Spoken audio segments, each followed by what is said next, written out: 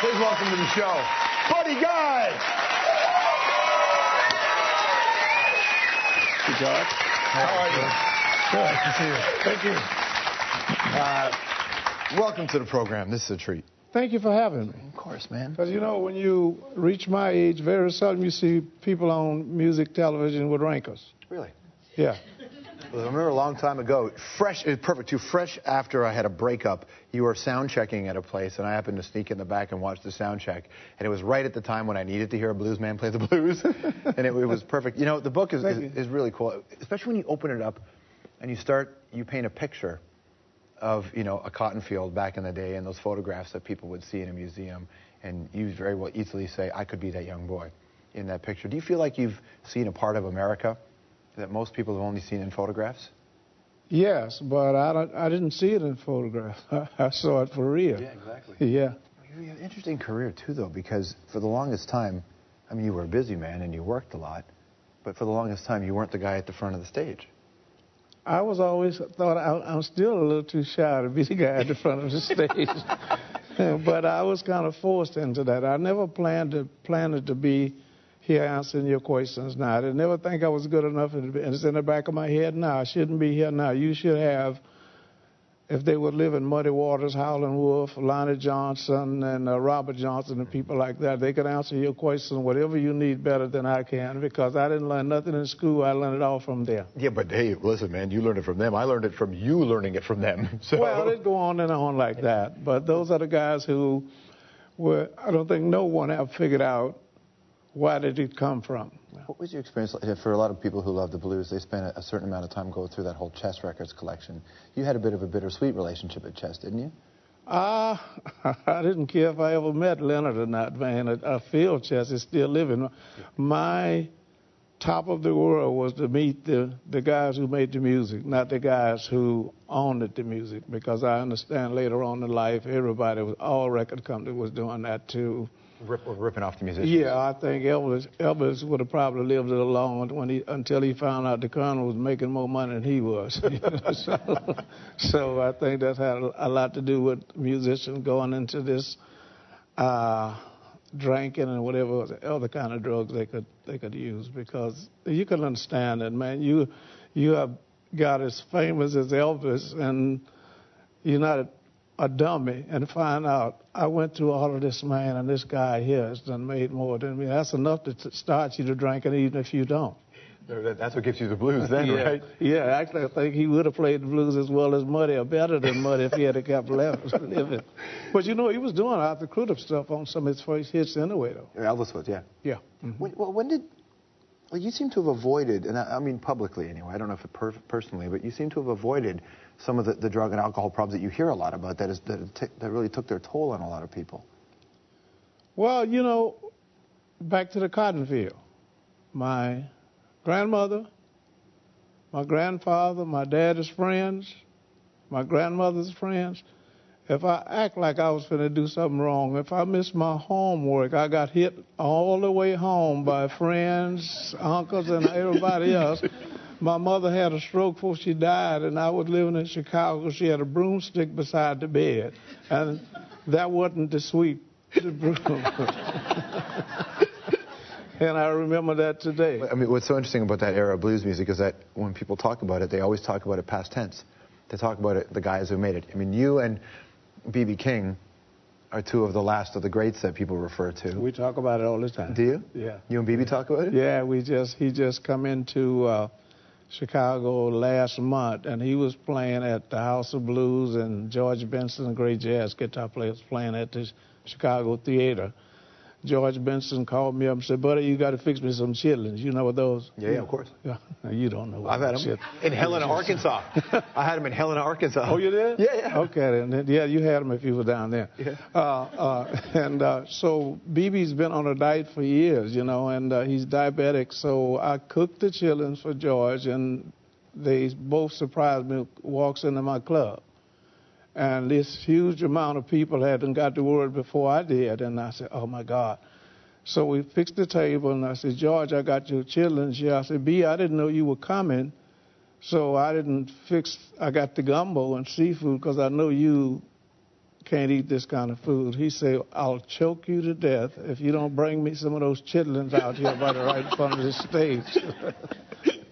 Did you guys just start talking about the old days and the fact that there aren't? All the time. We do that. You know, he got more experience in that thing than we did. And I was talking to one of your people backstage a few minutes ago. Do you know we learned how to play music because of the love of music, not the love of money. It wasn't no money then. When I came into Chicago to play, I thought Jimmy Reed, Muddy Waters, Howlin' Wolf, all those great blues players, I just wanted to see their home. And when I saw what they was living at, I said, I might well go back and pick some cotton, because, you know, there was no Graceland for them, right? No. And they were playing in small clubs, and there wasn't no cover charge or nothing. The bottle of beer, I think, was 25 cents when I went there 55 years ago this year. And when they started playing, the beer went up to 30 cents, and they got the 5 extra cents for the beer that you buy.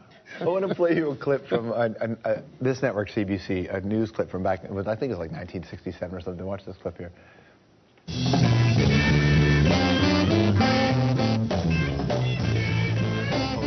Most excitement in the 3-day festival was generated by the Buddy Guy Chicago Blues Band. The audience danced, sang, and cheered wildly, bringing the group back for 2 encores. Back in 1967 on CBC when the Buddy Guys Blues Band played. Do you remember when you first came to Canada? Yes. And like, what was that what was the crowd like? Was it different than playing in the States? The first time I ever saw 30,000 people watching me play. What is this? And we played here, and we played, I think, in Rochester, New York, and Boston. When I got back to my day job, my boss said, just hold it 1 minute. Don't leave here until you teach somebody to drive the truck like you. You had multiple skills then, didn't you? What do you know? I was going to go for it and give a chance because I loved it. I loved the music. You played so many shows over your career. Do you remember where you were the night Martin Luther King died? Yes. Tell me about that night. New York City. I was playing at the Jimi Hendrix bought the place. In Greenwich Village? Uh-huh. I think it's a recording studio now. That's the only place they didn't sell booze that night. And the mayor of the city of New York came out and walked the streets and started calming the riots. And every other club was selling booze, had to close. And they all came there. That was me, B.B. King, Janis Joplin, and everybody else wound up at this big place in the village and played until daybreak, cried and played. Yeah, all night. What were you thinking? Why? You know, and that's what time it was then, man. People was just crazy everywhere, you know. My thinking was, don't nobody want to hear the truth. Like Albert King made a record about everybody want to go to heaven, but don't nobody want to die. Was Jimmy there that night? No. No, he wasn't there that night. Did you know him? Yeah, I had met him. You know, they told me I played Newport Jazz in 1967, and I don't know if you read that somewhere, but he said it because that's the time I met him. I played Newport, and they would always tell me in Chicago, you never will make it unless you play New York. But I thought I saw a better thing here. When I saw the 30,000 people, I didn't see 30 in New York. So when I got to New York, they got that on tape. I got it at my club somewhere where I didn't know who he was, came in with the real tape. And somebody was filming him, and he was asking me, could he tape what I was playing? And I could hear. Was asking you that. And I was hear voices. My manager then was Dick Waterman, and he was hollering these status. Jimmy Hendrix. I said, I don't want to hear that, man. I'm trying to say they told me if I don't make New York, I never would play, man. I don't want to hear nothing about that. And he came in with the wah-wah pedal and plugged up, and I'm saying, oh, this who this is. You know, that's how it was. It was like a surprise to me, and I'm like saying, okay, this is the guy that I'm hoping to meet one day. And he said, you know, we came in the dressing room and said he had canceled a gig to make sure he catch me. If you think about, I mean, you are one of those guys, and I would ask the same question to them if they're around, but just the rooms that you were in and the people that you played with, you were a part of what is history. When people talk about the greats, at the time, are you aware this is happening? No, we didn't think about that because, as I tell you again, we wasn't making any money. I would make enough money to get to New York and to get back. But to look at all those good-looking women watching me play, I was getting paid. I felt like I was getting paid, you know. For sure. Yeah. There's another clip I want to play. I mean, speaking of the great rooms you've been in, take a look at this. I want you to tell me this story here and how this happened. We were trying to get you to have a sing that. Yeah. Because I heard you. Come on. I heard you singing Al Green. So you have started something. You got to keep it up now. You can do it. Baby, don't you want to go? Same old place. Sweet home Chicago.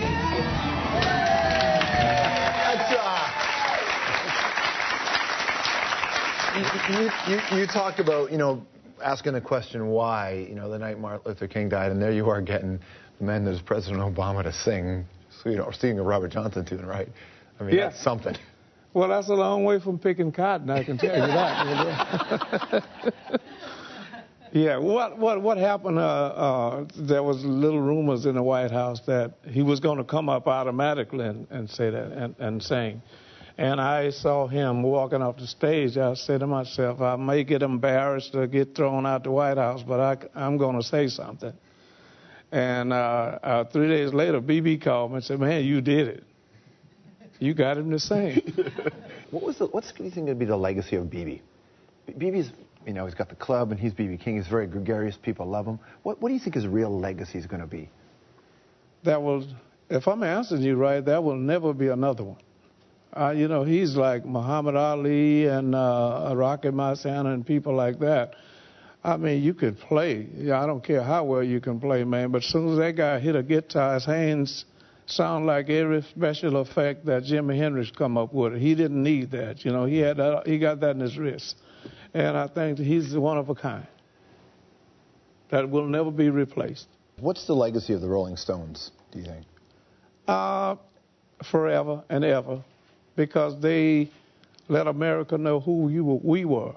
A lot of Americans didn't know who we was until the Stones and all those British guys just came back and say, matter of fact, they were saying when they was getting famous, it's a British invasion. They would say, wait a minute, now this is Howlin' Wolf or T-Bone Walker or some of the music like that. And that's when people have come to me personally and say, I didn't know who you was until the Stones showed up. And then I went back and found out who B.B. King and Robert Johnson, because Eric Clapton was doing a lot of Robert Johnson and those people's music, and they were saying, this is not mine. Matter of fact, they went back down there, some of those guys were living, and gave them the royalties checks for the songs they had wrote. It's pretty amazing, right? It was. Well, the idea that people say that the idea that the blues is dying or dead, how do you feel about that? Let me give you an example. 20 or 30 years ago, I was checking in a motel in New Jersey because I couldn't afford to stay in New York City. I would drive through the tunnel and get the cheaper one. And a husband and wife was the receptionist, and they saw my ring I had on my finger, said blues. She said, it'll make you cry. I said, oh, yeah? I gave her and her husband 2 tickets to come to the concert. The next morning, they was crying, saying, we danced all night. We thought blues was sad. All blues is not sad. When you hear B.B. King say, I got a sweet little angel, I love the way she spreads her wing. And when I met him, I was looking up in the sky. I said, man, why did you see this at? He said, buddy, that's what you call beating around the bush. You had to figure out what I was talking about. Well, it's just like you and the Rolling Stones, Shine a Light, when you did the old track. You did, Give Me Champagne When I'm Thirsty. Yeah, well, that's a Muddy Waters song. Yeah, I don't know who wrote it for him, but, Mick Jagger's crazy about that because, they was into that thing so bad, man, And when you say champagne and reefer, man, he come in, you got to do this. But actually, I was supposed to sing, but not a verse on that. He lost his voice that night. That's what gave me the opportunity to go ahead and sing that whole verse. That's why you did it? Uh-huh. Well, that's one of the great, Martin Scorsese had that great shot. They don't give away nothing. No, the Stones don't. No, you asked me earlier about they come to my small club in Chicago and tape Muddy Waters and all that for a film similar to Shine a Light. Mm-hmm. And my club didn't hold but 60 people. And they had 58. And my manager brought the other 2. So I didn't get nothing but a shot of Jack Daniels from the manager then. And they told me, and I hope they watch this, they told me, said, well, we're going to pay you for the club. we're going to give you $800. I said, well, fine, and that's good enough. And that's been over 35 years ago. And they still haven't paid you? Every time I ask them about that, they look at me and look at his manager and say, you still didn't give him the check? Man, with interest, you could open a whole chain of clubs. You know? And it would be so bad if they couldn't afford it, but they can afford it. For sure. But they've been good to us.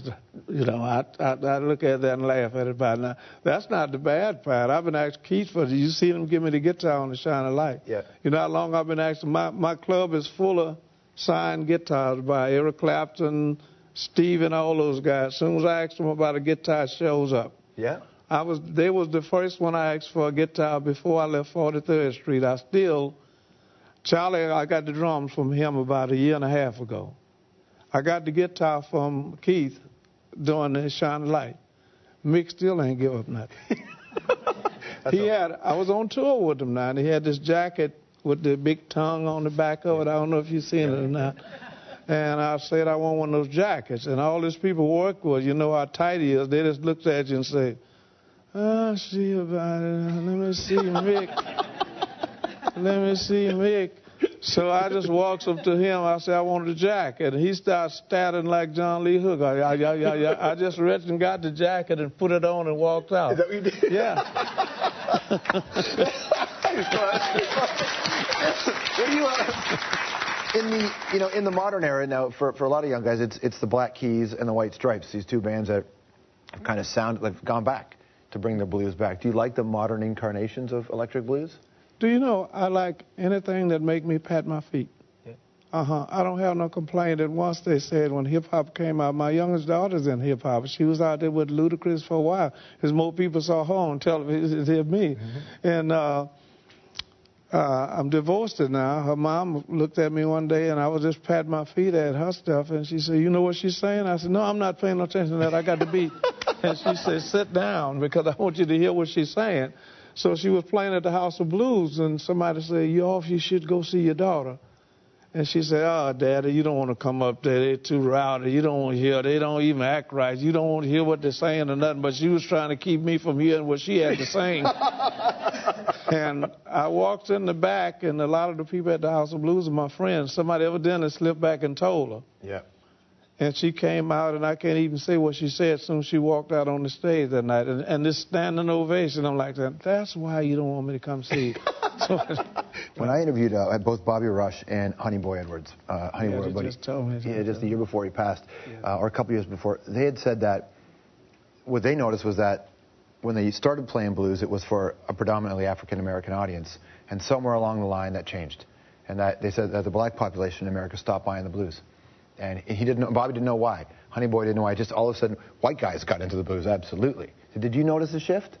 Well, let me get to that when I ask you this first. This is the funny part. Yeah, we were playing for 99.9 or 100% blacks, I would say.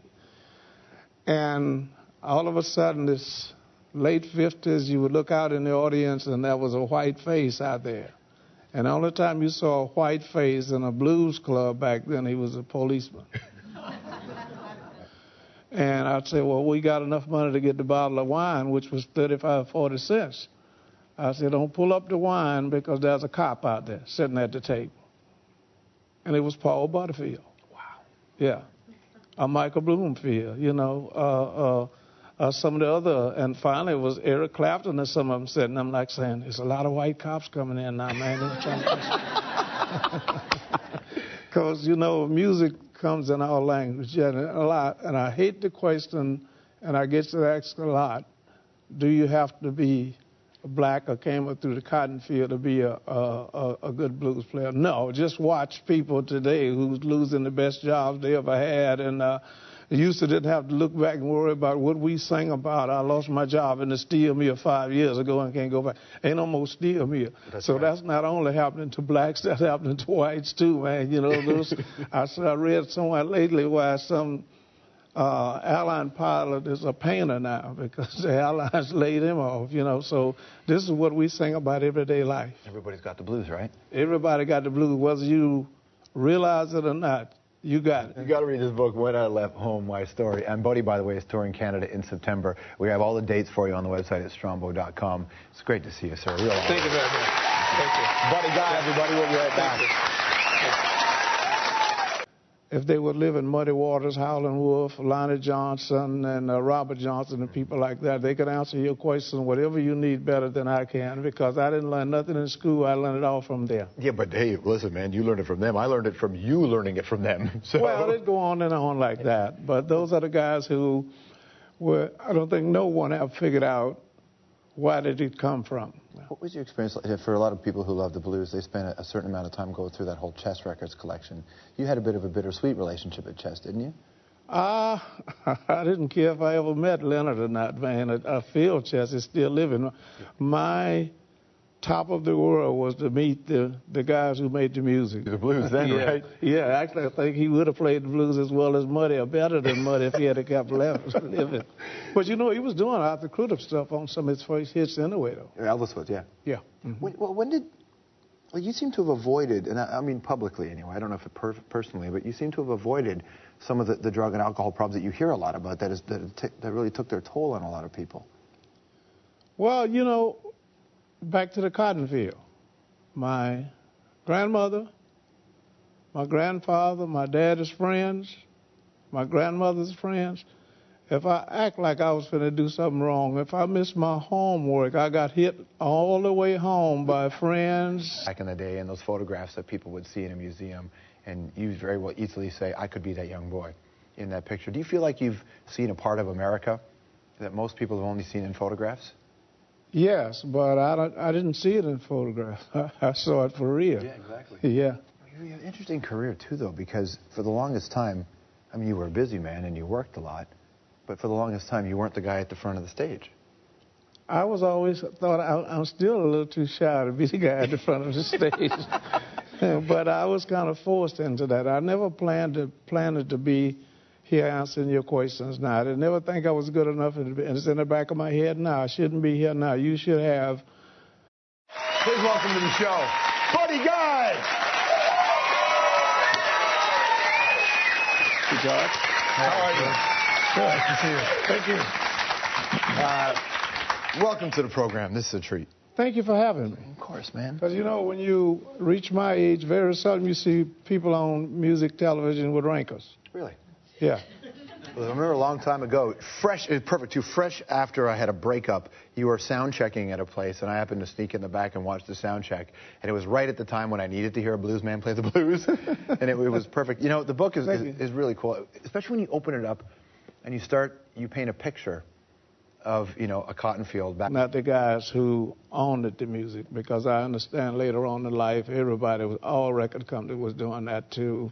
Ripping off the musicians. Yeah, I think Elvis would have probably lived it alone until he found out the Colonel was making more money than he was. So I think that had a lot to do with musicians going into this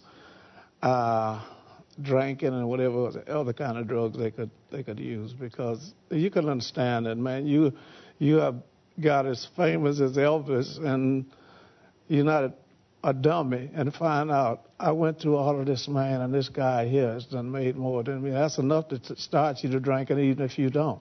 That's what gives you